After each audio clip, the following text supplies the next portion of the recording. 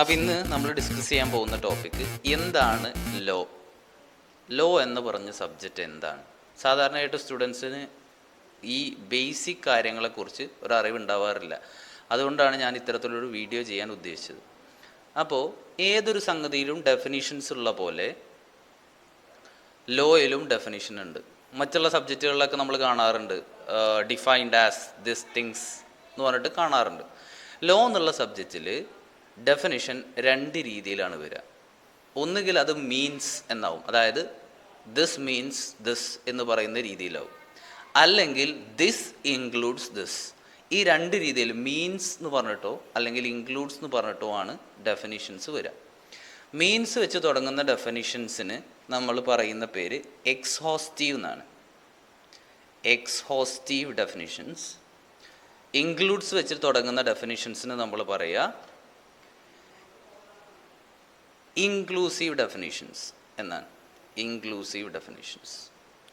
ഇതിൻ്റെ പ്രത്യേകത, മീൻസ് വെച്ചിട്ടാണ് ഒരു ഡെഫിനിഷൻ തുടങ്ങുന്നതെന്നുണ്ടെങ്കിൽ അത് എക്സോസ്റ്റീവ് ആണ്, നമുക്കതിൽ കൂട്ടിച്ചേർക്കാൻ കഴിയില്ല എന്നർത്ഥം. അതായത് എന്താണോ ആ സംഗതിനെക്കുറിച്ച് പറഞ്ഞിട്ടുള്ളത്, അതിൻ്റെ ഡെഫിനിഷൻ, അതിൽ കൂടുതലായിട്ട് നമുക്കതിൽ ഇൻക്ലൂഡ് ചെയ്യാൻ കഴിയില്ല. ലോയിൽ എന്താണോ പറഞ്ഞിട്ടുള്ളത് അതാണ് അവിടെ അർത്ഥമാക്കുന്നത്. ഫോർ എക്സാമ്പിൾ, ഒരു ഐറ്റത്തിൻ്റെ ഡെഫിനിഷൻ തുടങ്ങുന്നത് മീൻസ് വെച്ചിട്ടാണ്. ആ മീൻസ് വെച്ചിട്ട് ഒരു 5 ഐറ്റംസ് പറഞ്ഞിട്ടുണ്ട്. ഇതൊക്കെയാണ് ലോ, 5 ഐറ്റം. അങ്ങനെയെങ്കിൽ ഈ 5 ഐറ്റങ്ങൾ മാത്രമാണ് ആ ഡെഫിനിഷൻസിൽ ഇൻക്ലൂഡ് ചെയ്യുക. അതിൽ കൂടുതലായിട്ട് നമുക്കത് എക്സ്റ്റെൻഡ് ചെയ്യാൻ പറ്റൂല എന്നർത്ഥം. ഇനി ഇൻക്ലൂഡ്സ് വെച്ചിട്ടുള്ള ഡെഫിനിഷൻ ആണെങ്കിൽ, ഫോർ എക്സാമ്പിൾ 2 Clause 35 പ്രകാരം, കമ്പനീസ് ആക്ട് 2 Clause 35 പ്രകാരം ഡിബഞ്ചറിൻ്റെ ഡെഫിനിഷൻ ഡിബഞ്ചർ ഇൻക്ലൂഡ്സ് എന്ന് പറഞ്ഞിട്ടാണ് തുടങ്ങുന്നത്. അതിനർത്ഥം എന്താണ് ഡിബഞ്ചർ എന്ന് പറയുന്നതിന് പകരം എന്തൊക്കെയാണ് ഡിബഞ്ചർ എന്നാണ് 235 പറഞ്ഞത്. അത് എന്താണെന്ന് സംഗതി പറയുന്നതിന് പകരം കോമൺ ക്യാരക്ടറിസ്റ്റിക്സ് വരുന്ന 1-2 ഐറ്റം കോമ ഇട്ടിട്ട് പറയും, ദിസ് കോമ ദിസ്. ഇതൊക്കെ ഡിബഞ്ചറിൻ്റെ ഡെഫിനിഷനിൽ ഇൻക്ലൂഡഡ് ആണ്. അപ്പം മീൻസ് എന്ന് പറഞ്ഞാൽ എന്താണെന്ന് ശരിക്കും പറഞ്ഞിട്ടുണ്ടാവും. ഇൻക്ലൂഡ്സ് എന്ന് പറഞ്ഞാൽ ഐറ്റംസ് മാത്രമേ പറയുള്ളൂ. അപ്പോൾ 2 രീതിയിലാണ് ഡെഫിനിഷൻസ് വരിക. ഇനി നമുക്ക് നോക്കാനുള്ളത് ലോ എന്ന് പറയുന്നത് മീൻസ് ആണോ ഇൻക്ലൂഡ്സ് ആണോ എന്നാണ് അറിയേണ്ടത്. ലോ എന്ന് പറയുന്നത് മീൻസ് വെച്ചിട്ടുള്ള ഡെഫിനിഷനാണ്. അതിനർത്ഥം അത് എക്സോസ്റ്റീവാണ്. ലോ എന്ന് പറഞ്ഞാൽ 6 ഐറ്റംസ് കൂടിയതാണ്. 6 ഐറ്റംസ്, 6 ഐറ്റംസ് ആണ് ലോ എന്ന് പറഞ്ഞ് നമ്മൾ പറയാറ്. First one is act, second one is rules, third one regulations, then bylaw, order, last ordinance. ഈ 6 ഐറ്റംസ് കൂടിയതാണ് ലോ എന്ന് പറയുന്ന ബ്രോഡർ ടേം. അതായത് what you mean by law എന്ന് ചോദിച്ചാൽ, act is a part of law, rules is a part of law, regulations is a kind of law, bylaw is a type of law, order is a type of law, ordinance is a type of law. അപ്പോൾ സാധാരണയായിട്ട് നമ്മൾ ചോദിക്കാറുണ്ട് difference between act and law. Difference between act and law, ഇതിൽ broader term എന്ന് പറയുന്നത് law ആണ്. Act is a type of law. ഇനി എന്താണ് ഈ 6 ഐറ്റംസ് തമ്മിലുള്ള വ്യത്യാസം? നമ്മൾ സാധാരണ ലോ പഠിക്കുമ്പോൾ rules and regulations, bylaw, order, ordinance എന്നൊക്കെ കാണാറുണ്ട്. പക്ഷെ ഇത് തമ്മിലുള്ള വ്യത്യാസം നമുക്കറിയില്ല. അപ്പോൾ എന്താണ് ആക്ട്? നമുക്കറിയാം, ആക്ട് പാസ്സാക്കുന്നത് പാർലമെൻറ്റിലാണ്. സാധാരണയായിട്ടൊരു ബില്ല് പാർലമെൻറ്റിൽ അവതരിപ്പിക്കും. ആ ബില്ല് ലോക്സഭയിലാണ് ആദ്യം അവതരിപ്പിക്കുക. ലോക്സഭ പാസ്സാക്കി കഴിഞ്ഞാൽ അത് രാജ്യസഭയിലേക്ക് പോകും. രാജ്യസഭയിൽ പാസ്സാക്കി കഴിഞ്ഞാൽ പ്രസിഡൻറ്റിൻ്റെ സൈന് കൂടി കിട്ടിക്കഴിഞ്ഞാൽ ബില്ല് ആക്റ്റായിട്ട് മാറി.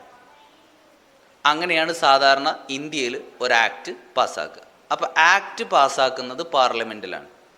If it is a central act, അത് സെൻട്രൽ ആക്ട് ആണെങ്കിൽ അതിനർത്ഥം ഇന്ത്യ മൊത്തം ബാധിക്കുന്ന ഒരാക്ട് ആണെങ്കിൽ, ഇന്ത്യക്ക് മൊത്തമായിട്ടുള്ള ഒരാക്ട് ആണെങ്കിൽ, four example companies act 2013, companies act 2013 India മൊത്തം ആപ്ലിക്കബിൾ ആണ്. അപ്പോൾ അത് പാസ്സാക്കേണ്ടത് പാർലമെൻറ്റിലാണ്. അപ്പോൾ സെൻട്രൽ ആക്റ്റുകൾ പാസ്സാക്കേണ്ടത് പാർലമെൻറ്റിലാണ്. ഇത് കൂടാതെ നമുക്ക് എന്തുണ്ട്? സ്റ്റേറ്റ് ആക്റ്റുകളുണ്ട്. സ്റ്റേറ്റ് ആക്ട് ഒരു എക്സാമ്പിൾ പറയുകയാണെങ്കിൽ കേരളവുമായി ബന്ധപ്പെട്ട ആക്ട് ഒരു സ്റ്റേറ്റുമായി ബന്ധപ്പെട്ട ആക്റ്റാണ്. ഇത് പാസ്സാക്കേണ്ടത് പാർലമെൻറ്റിലല്ല, സ്റ്റേറ്റ് ലെജിസ്ലേച്ചറിലാണ്. സ്റ്റേറ്റ് ലെജിസ്ലേച്ചർ അതൊരു സ്റ്റേറ്റിനെ മാത്രം ബാധിക്കുന്ന കാര്യമാണ്. സ്റ്റേറ്റിന് മാത്രമുള്ള ആക്റ്റ് ആണെങ്കിൽ അത് പാസ്സാക്കാൻ നമുക്ക് പാർലമെൻറ്റിൽ അവതരിപ്പിക്കേണ്ട കാര്യമല്ല, നമുക്ക് സ്റ്റേറ്റ് ലെജിസ്ലേച്ചറിൽ അവതരിപ്പിച്ചാൽ മതി. ഇപ്പോൾ പാർലമെൻറ്റിൽ അവതരിപ്പിച്ചൊരു സംഗതി പ്രസിഡൻറ്റിൻ്റെ സൈൻ കിട്ടുമ്പോഴാണ് നമ്മൾ ആക്റ്റായി മാറി എന്ന് പറഞ്ഞത്. അപ്പോൾ സ്റ്റേറ്റ് ലെജിസ്ലേച്ചർ ആണെങ്കിൽ പാർലമെൻറ്റിന് പകരം സ്റ്റേറ്റിൻ്റെ ലെജിസ്ലേച്ചറിലാണ് നമ്മൾ അവതരിപ്പിക്കണമെന്നുണ്ടെങ്കിൽ അത് സൈൻ ചെയ്യേണ്ടത് ഗവർണറാണ്. പ്രസിഡൻറ്റിന് പകരം അത് സൈൻ ചെയ്യേണ്ടത് ഗവർണറാണ്. അപ്പോൾ ആക്ട് എന്ന് പറഞ്ഞാൽ it is a type of law. Central act, state ആക്റ്റുകൾ ഉണ്ടാവും. സെൻട്രൽ ആക്ട് പാസ്സാക്കേണ്ടത് പാർലമെൻറ്റിലാണ്. പ്രസിഡൻറ്റിൻ്റെ സൈൻ കിട്ടുന്നതാണ് ആക്ടിൻ്റെ എനാക്ട്മെൻറ്റ് എന്ന് പറയുന്നത്. ഒരു സ്റ്റേറ്റുമായി ബന്ധപ്പെട്ട് മാത്രം വരുന്ന ആക്ട് ആണെങ്കിൽ അത് നമ്മൾ പാസ്സാക്കേണ്ടത് സ്റ്റേറ്റ് ലെജിസ്ലേച്ചറിലാണ്. സൈൻ ചെയ്യേണ്ടത് സെൻട്രൽ ആക്റ്റിൽ പ്രസിഡൻ്റ് ആണെങ്കിൽ സ്റ്റേറ്റ് ആക്റ്റിൽ ഗവർണറാണ്. ഇനി എന്താണ് റൂൾസ്? നമ്മളെല്ലായ്പ്പോഴും ലോ പഠിക്കുന്ന സമയത്ത് നമ്മളൊരു വേർഡ് കാണാറുണ്ട്, as may be prescribed. As may be prescribed ഇങ്ങനൊരു വേർഡ് നമ്മൾ കാണാറുണ്ട്. ഫോർ എക്സാമ്പിൾ കമ്പനീസ് ആക്റ്റിൽ സെക്ഷൻ നമ്പർ 2 ക്ലോസ് 68 പ്രകാരം പ്രൈവറ്റ് കമ്പനീൻ്റെ ഡെഫിനിഷൻ പറയുന്നുണ്ട്. പ്രൈവറ്റ് കമ്പനി അതിൽ പറയുന്നുണ്ട്, പ്രൈവറ്റ് കമ്പനി എന്ന് പറഞ്ഞാൽ ആ കമ്പനിക്ക് വേണ്ട paid up share capital as may be prescribed. അതിനർത്ഥം എത്രയാണ് പെയ്ഡ് അപ്പ് ഷെയർ ക്യാപിറ്റൽ വേണ്ടത് എന്ന് 2 ക്ലോസ് 68 പറഞ്ഞിട്ടില്ല. പക്ഷെ അവിടെ ഉപയോഗിച്ചൊരു word as may be prescribed എന്നാണ്. അതിനർത്ഥം ഇത് പ്രിസ്ക്രൈബ് ചെയ്യേണ്ടത് സെൻട്രൽ ഗവൺമെൻറ്റാണ്. ഇത് പ്രിസ്ക്രൈബ് ചെയ്യേണ്ടത് സെൻട്രൽ ഗവൺമെൻറ്റാണ്. ഈ ഒരു സമയത്ത് പറയുകയാണെങ്കിൽ ഇത് പ്രിസ്ക്രൈബ് ചെയ്യേണ്ടത് BJP ഗവൺമെൻറ്റാണ്. അതായത് ഒരു ആക്ട്, അതായത് കമ്പനീസ് ആക്ട് പ്രകാരം പാർലമെൻറ്റിൽ പാസ്സായി വന്ന കമ്പനീസ് ആക്ട് പ്രകാരം ഗവൺമെൻറ്റിന് റൂൾസ് ഉണ്ടാക്കാനുള്ള അധികാരം കൊടുത്തിട്ടുണ്ട്. ഈ ഒരു എക്സാമ്പിൾ പറയുകയാണെങ്കിൽ പ്രൈവറ്റ് കമ്പനിക്ക് വേണ്ട ഷെയർ ക്യാപിറ്റൽ തീരുമാനിക്കാനുള്ള അവകാശം ആർക്കുണ്ട്? സെൻട്രൽ ഗവൺമെൻറ്റിന്. അപ്പോൾ സെൻട്രൽ ഗവൺമെൻറ്റാണ് ഇതുമായി ബന്ധപ്പെട്ടിട്ടുള്ള റൂൾസ് പ്രിപ്പയർ ചെയ്യേണ്ടത്. ഇപ്പോൾ റൂൾസും ആക്റ്റും തമ്മിലുള്ള വ്യത്യാസം ഇതാണ്. ആക്ട് പാസ്സാക്കണമെങ്കിൽ നമ്മൾ പാർലമെൻറ്റിൽ പാസ്സാക്കണം. അത് ടൈം കൺസ്യൂമിംഗ് ആണ്, ഡിഫിക്കൽട്ടാണ്. റൂൾസ് എന്ന് പറയുന്നത് സെൻട്രൽ ഗവൺമെൻറ് ആക്റ്റിൽ കൊടുത്ത പവർ ഉപയോഗിച്ചിട്ട് ചെയ്യുന്നതാണ്. അപ്പോൾ ആക്റ്റുമായി കമ്പയർ ചെയ്യുമ്പോൾ റൂൾസ് ഉണ്ടാക്കാൻ എളുപ്പമാണ്, കാരണം അത് സെൻട്രൽ ഗവൺമെൻറ് മാത്രം തീരുമാനിച്ചാൽ മതി. അപ്പോൾ അതാണ് ആക്റ്റും റൂൾസും തമ്മിലുള്ള വ്യത്യാസം. ഇനി എന്താണ് റെഗുലേഷൻ? റൂൾസും റെഗുലേഷനും നമ്മൾ എല്ലായ്പ്പോഴും വായിക്കുമ്പോൾ റൂൾസ് ആൻഡ് റെഗുലേഷൻസ് എന്നാണ് പറയാറ്. പക്ഷേ രണ്ടും രണ്ടാണ്. റെഗുലേഷന് വ്യത്യാസമുണ്ട്. എന്താണ് റെഗുലേഷൻ? അതാണ് അറിയേണ്ടത്. ഓക്കെ, റെഗുലേഷൻ എന്ന് പറഞ്ഞാൽ ഇപ്പോൾ ഒരു എക്സാമ്പിൾ പറയാം. റെഗുലേഷന് എക്സാമ്പിൾ, ഇന്ത്യയിൽ സ്റ്റോക്ക് മാർക്കറ്റുകളെ റെഗുലേറ്റ് ചെയ്യാൻ വേണ്ടി ഉള്ള ഒരു സംഗതിയാണ് SEBI, security exchange board of India. SEBI എന്ന് പറയുന്നത് ഒരു റെഗുലേറ്ററി ബോഡിയാണ്. റെഗുലേറ്ററി ബോഡി ഇന്ത്യയിലെ സ്റ്റോക്ക് മാർക്കറ്റുകളെ റെഗുലേറ്റ് ചെയ്യാൻ ഉള്ള ബോഡി. അപ്പോൾ ഇതിൽ ഗവൺമെൻറ് ആദ്യം ആക്ട് പാസ്സാക്കി. Act SEBI, security exchange board of India act പാസ്സാക്കിയിട്ട് സെബി എന്നുള്ള ഒരു റെഗുലേറ്ററി ബോഡി തുടങ്ങി. ഇനി ഈ സെബിയാണ് സ്റ്റോക്ക് മാർക്കറ്റുകൾക്ക് വേണ്ടിയിട്ടുള്ള കാര്യങ്ങൾ തീരുമാനിക്കുക. കാരണം ഗവൺമെൻറ്റിനെ സംബന്ധിച്ചിടത്തോളം സ്റ്റോക്ക് മാർക്കറ്റിനെ കുറിച്ചുള്ള വ്യക്തമായ ധാരണയോ അറിവോ ഉണ്ടായിക്കോണമെന്നില്ല. അപ്പോൾ അവരെന്ത് ചെയ്തു, സെബി എന്ന് പറഞ്ഞൊരു റെഗുലേറ്ററി ബോഡിനെ നിയമിച്ചിട്ട് അവർക്ക് അധികാരങ്ങൾ കൊടുത്തു. എന്തിന്? സ്റ്റോക്ക് മാർക്കറ്റുമായി ബന്ധപ്പെട്ടിട്ടുള്ള കാര്യങ്ങളിൽ തീരുമാനമെടുക്കണം. അപ്പം അങ്ങനെ ഒരു റെഗുലേറ്ററി ബോഡി എന്തിനെ റെഗുലേറ്റ് ചെയ്യാൻ വേണ്ടിയിട്ടാണോ അവരുണ്ടായത്, ആ കാര്യങ്ങൾക്ക് വേണ്ടിയിട്ട് ലോ ഉണ്ടാക്കുന്നതിനാണ് നമ്മൾ റെഗുലേഷൻസ് എന്ന് പറയാം.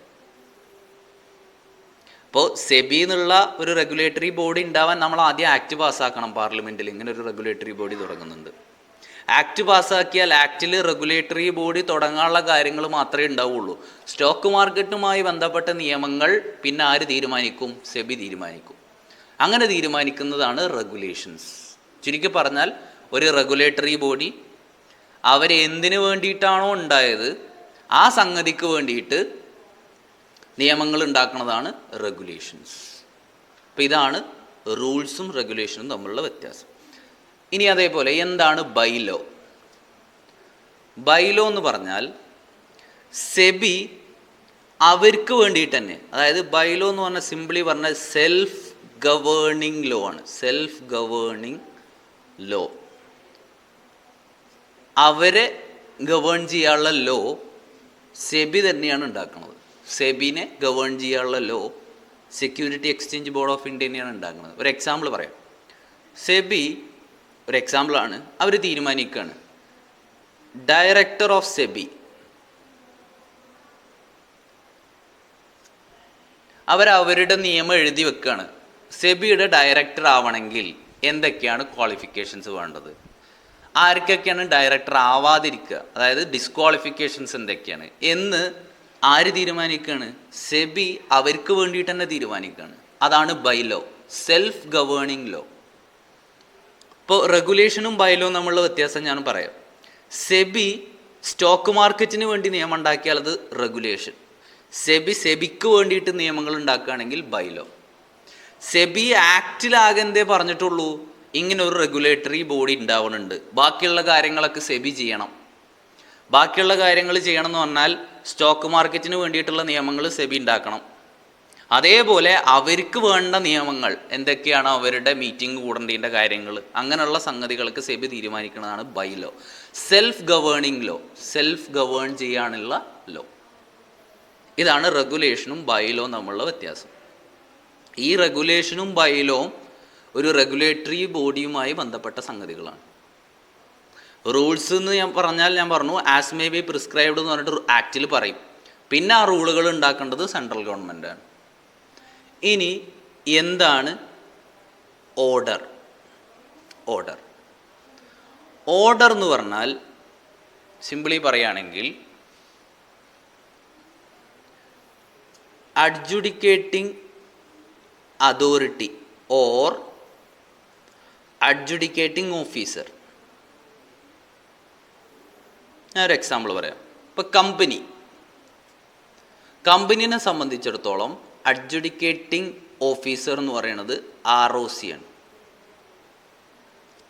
കമ്പനിയുടെ കാര്യങ്ങൾ ഇന്ത്യയിൽ നോക്കുന്നത് രജിസ്ട്രാർ ഓഫ് കമ്പനീസാണ്. അപ്പോൾ കമ്പനി എന്തെങ്കിലും ഡിഫോൾട്ട് വരുത്തിയാൽ കമ്പനിക്ക് മേലെ ഓർഡർ കൊടുക്കാനുള്ള അധികാരം അഡ്ജുഡിക്കേറ്റിംഗ് ഓഫീസറായ ROCക്കാണ് ഉണ്ടാവുക, രജിസ്ട്രാർ ഓഫ് കമ്പനിക്കാണ്. ഇപ്പോൾ കമ്പനി ഗവൺമെൻറ്റിലേക്ക് അടക്കേണ്ട അല്ലെങ്കിൽ ഡോക്യുമെൻറ്റ്സ്, ഫീസ്, ഈ കാര്യങ്ങളൊന്നും അടച്ചില്ല, കമ്പനി തെറ്റ് വരുത്തി. ആ കമ്പനിക്കെതിരെ ഓർഡർ, അതായത് ഇയാൾ എന്ത് ചെയ്യണം, ഫൈൻ അടക്കണം. അത് തീരുമാനിക്കേണ്ടത് ROC ആണ്. അപ്പോൾ ROC തീരുമാനിക്കുകയാണ് ABC എന്ന് പറഞ്ഞൊരു കമ്പനി ഡിഫോൾട്ട് വരുത്തിയിട്ടുണ്ട്, അവർക്കുള്ള ഫൈൻ 50,000 രൂപ തീരുമാനിച്ചു. ആര്? ROC. ആ ഓർഡർ ROC ഈ കമ്പനിക്ക് കൊടുക്കും. ആ ഓർഡർ പാലിക്കാൻ ഈ കമ്പനി ബാധ്യസ്ഥരാണ്. അതാണ് order. Order is a type of law. ആര് പാസ്സാക്കുന്നതാണ്? അഡ്ജുഡിക്കേറ്റിംഗ് ഓഫീസർ അല്ലെങ്കിൽ അഡ്ജുഡിക്കേറ്റിംഗ് അതോറിറ്റി. കാരണം കമ്പനീസ് ആക്ട് പ്രകാരം അഡ്ജുഡിക്കേറ്റിംഗ് ഓഫീസർക്ക് അങ്ങനൊരു പവർ കൊടുത്തിട്ടുണ്ട്. ആ പവർ അവർ ഉപയോഗിക്കുന്നതാണ് ഓർഡർ. ഇനി എന്താണ് ഓർഡിനൻസ്? നമ്മൾ പ്രാക്ടിക്കലി ചിന്തിക്കുകയാണെങ്കിൽ ഇന്ത്യയിൽ എല്ലായ്പ്പോഴും പാർലമെൻറ്റ് കൂടുന്നില്ല. വർഷത്തിൽ കുറഞ്ഞ സമയത്തെ പാർലമെൻറ്റ് കൂടുന്നുള്ളൂ. ആ സമയത്ത് തന്നെ പാർലമെൻറ്റിൽ ഇരുസഭകളും തമ്മിലുള്ള പ്രശ്നങ്ങളും ഗവൺമെൻറ്റും എതിർപ്പാർട്ടിയും തമ്മിലുള്ള പ്രശ്നങ്ങളൊക്കെ കഴിഞ്ഞിട്ട് ചുരുക്കം ചില ദിവസങ്ങൾ മാത്രമേ ആക്ച്വലി ഈ പാർലമെൻറ്റ് വർക്ക് ചെയ്യുന്നുണ്ടാവുള്ളൂ. ആ വർക്ക് ചെയ്യുന്ന സമയത്ത് വേണം ലോക്സഭയിൽ ബില്ല് അവതരിപ്പിച്ച് അത് പാസ്സാക്കി, രാജ്യസഭയിൽ ബില്ല് അവതരിപ്പിച്ച് അത് പാസ്സാക്കി പ്രസിഡൻറ്റിൻ്റെ അടുത്ത് നിന്ന് സൈൻ വാങ്ങേണ്ടത്. ഇപ്പോൾ ഒരു പ്രത്യേക സിറ്റുവേഷൻ എന്ന് പറഞ്ഞാൽ എമർജൻസി സിറ്റുവേഷൻ വന്നു, രാജ്യത്ത് പെട്ടെന്നൊരു ആക്ട് പാസ്സാക്കിയെടുക്കണം. അപ്പോൾ പാർലമെൻറ്റ് കൂടാൻ നിന്നാൽ സമയം ഒരുപാട് വൈകും. അപ്പോൾ എന്ത് ചെയ്യും? പ്രസിഡന്റ് ഓർഡിനൻസ് ഇറക്കും. ഓർഡിനൻസ് സാധാരണ സ്റ്റെപ്പ് എന്താ? Lok Sabha, then Rajya Sabha, then president എന്നാണ്. പക്ഷെ ഇങ്ങനെ എമർജൻസി സിറ്റുവേഷനിൽ ഈ 2 സ്റ്റെപ്പ് ഉണ്ടാവില്ല. ലോക്സഭ, രാജ്യസഭ എന്ത് മാത്രമേ ഉണ്ടാവുള്ളൂ? പ്രസിഡന്റ് എന്ത് ചെയ്യും? ഓർഡിനൻസ് ഇറക്കും. ഈ ഓർഡിനൻസിൻ്റെ പ്രത്യേകത, it is valid only up to 6 weeks. 6 ആഴ്ച മാത്രമേ അതിന് വാലിഡിറ്റി ഉണ്ടാവുള്ളൂ. ഈ 6 ആഴ്ചക്കൊരു പ്രത്യേകത ഉണ്ട്. ഈ 6 ആഴ്ച എന്ന് പറഞ്ഞാൽ ഓർഡിനൻസ് പാസ്സായത് മുതലല്ല 6 ആഴ്ച. എന്നാണോ ലോക്സഭയും രാജ്യസഭയും വീണ്ടും പ്രവർത്തിക്കാത്തതുകൊണ്ടാണല്ലോ പ്രസിഡന്റ് പാസ്സാക്കേണ്ടി വന്നത്. എന്നാണോ 2 സഭകളും പ്രവർത്തിച്ചു തുടങ്ങുന്നത് അവിടുന്ന് തൊട്ട് 6 ആഴ്ചയാണ് അതിൻ്റെ വാലിഡിറ്റി. അതിനർത്ഥം ഈ പ്രസിഡന്റ് ഓർഡിനൻസ് ഇറക്കി, സ്റ്റെപ്പ് തിരിച്ചിങ്ങനെയാവും. അതായത് പ്രസിഡന്റ് ഓർഡിനൻസ് ഇറക്കി, ലോക്സഭയും രാജ്യസഭയും പിന്നീട് അത് അപ്രൂവ് ചെയ്താൽ മാത്രമേ ഓർഡിനൻസ് മാറിയിട്ട് ആക്റ്റ് ആവുള്ളൂ. ഇപ്പം നിലവിൽ അതിൻ്റെ പേര് ഓർഡിനൻസ് ആണ്. അതായത് പ്രസിഡന്റ് പാസ്സാക്കിയത് കൊണ്ട് അതിൻ്റെ പേര് ഓർഡിനൻസ് ആണ്. അതിന് 6 ആഴ്ച മാത്രമേ വാലിഡിറ്റി ഉള്ളൂ. എവിടെ തൊട്ട് 6 ആഴ്ച? ലോക്സഭയും രാജ്യസഭയും കൂടുന്നത്, 2 സഭകളും ഏത് ഡേറ്റിനാണോ കൂടുന്നത്. For example, April 1 president ordinance ഇറക്കി, ഏപ്രിൽ 10 ലോക്സഭ കൂടി, ഏപ്രിൽ 20 രാജ്യസഭ കൂടുന്നത്. എങ്കിൽ 20 തൊട്ട്, കാരണം 20 ആയപ്പോഴാണ് 2 സഭകളും കൂടിയെന്ന് പറയാൻ പറ്റുക.